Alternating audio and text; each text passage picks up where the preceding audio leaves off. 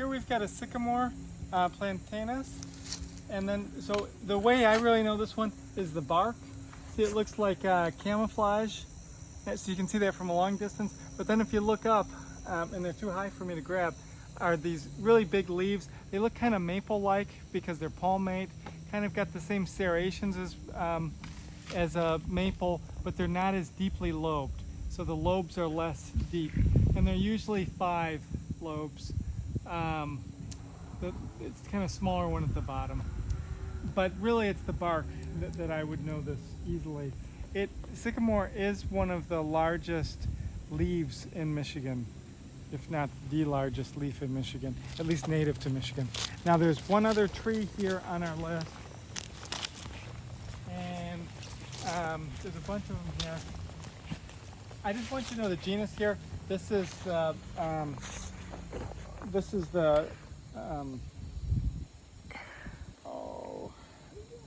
Caria, the hickory. Now this isn't the species that's on your list. This is a shagbark hickory. But I want you to know hickory in general because they're pretty easy. They're oddly pinnate leaves and they're alternate. The only other thing with well, there's a couple other things with it. There aren't many plants with oddly pinnate leaves, just to start with. And these pinnates are, 5, we might go up to 7, but there's not a ton of them. If you've got like more than 10, then it's going to be a walnut, or at least the genus of walnut. But here, it's 5 to 7 leaflets and alternate. And that's your hickory in general. And then let's just go through our list real quick. So I pointed out Asclepias. I didn't give you a good pod, but I'll show you some online. I'll show you some in my yard. I didn't point out the aster. It's a little early for that. We're here a little bit. We're here a little bit before classes start, just to get stuff ready. So I've got lots of it in my yard. I'll show you that. Again, Eupatorium maculatum. This area is so much wetter. It's they wiped it out, but I've got a ton of it in my yard. So that one, I'm crossing, but it's not really crossed out. I'm going to show you those. Lithium Salcaria, there is a ton of. Polygonum, there was a lot of. Bohemiera, I pointed out. Sagittaria, we saw good. Peltanery, we saw good. Pontidaria, I will get. I'll show you a picture of. Typha, we saw before. Usually there's a little bit around the edges.